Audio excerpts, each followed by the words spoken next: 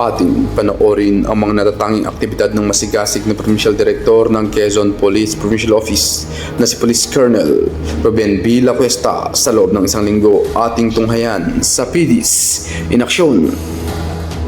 Nitong ika-13 ng Enero taong kasalukuyan, pinangunahan ng Police Colonel Ruben B. Lacuesta, Provincial Director ng Quezon Police Provincial Office, ang mass signing ng Philippine National Anthem at presentation ng mga award sa mga natatanging tauhan na nagtaglay ng mahusay na mga gawain at tagumpay para sa mas ligtas, mapayapa at maayos na komunidad sa Quezon Province.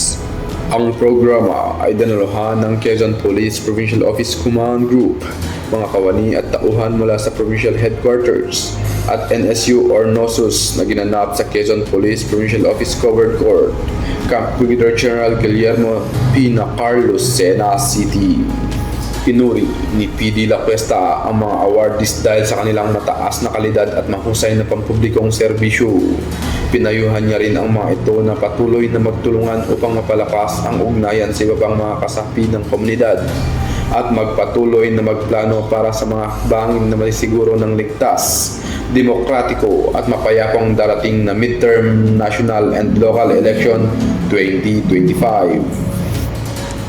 Nitong ika-14 ng Enero taong kasalukuyan, nakilahok si Police Colonel Lacuesta sa isang media engagement at interview sa Stand Up Balikatan, isang news segment na pinangunahan ni Miss Celine Tutor at Mr. King Formaran na ginanap sa Provincial Director Office, Camp Brigadier General Guillermo Carlos, Sena City.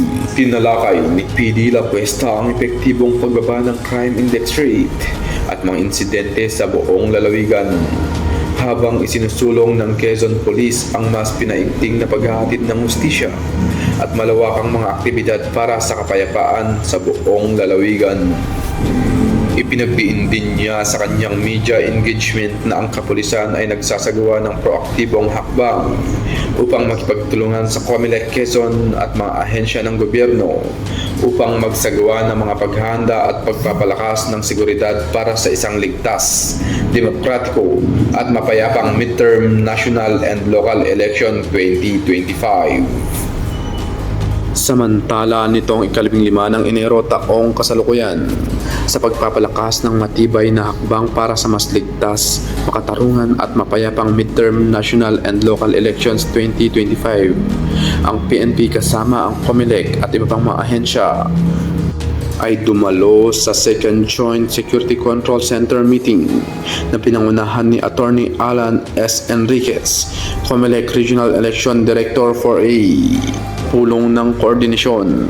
Ipinakita ng mga paunahing miyembro ng RJSCC ang kanilang aktibong pakikilahok at buong suporta para sa isang pinagsamang layunin na nagbigay diin sa mabilis at kolektibong pagsasagawa ng pag-iingat sa kapayapaan at kaayusan ng lipunan para sa darating na eleksyon.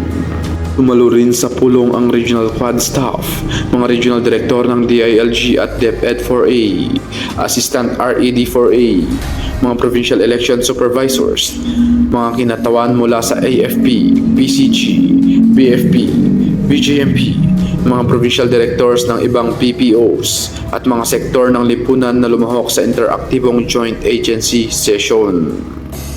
Ang patuloy ng mga pinag-isang hakbang na naghahanda para sa isang maayos, ligtas, tapat at transparent na proseso ng halalan para sa taong 2025 ay naglalayong pagsamahin ang mga pagsusumikap ng mga ahensya ng batas, militar at mga otoridad ng eleksyon na may mahalagang papel sa tagumpay at pagpapatupad ng mga batas at regulasyon ukol sa eleksyon sa buong rehiyon.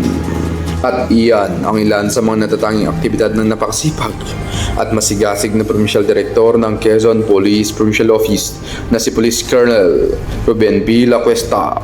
Dahil dito sa Quezon Police Provincial Office, ang gusto ng police, ligtas ka!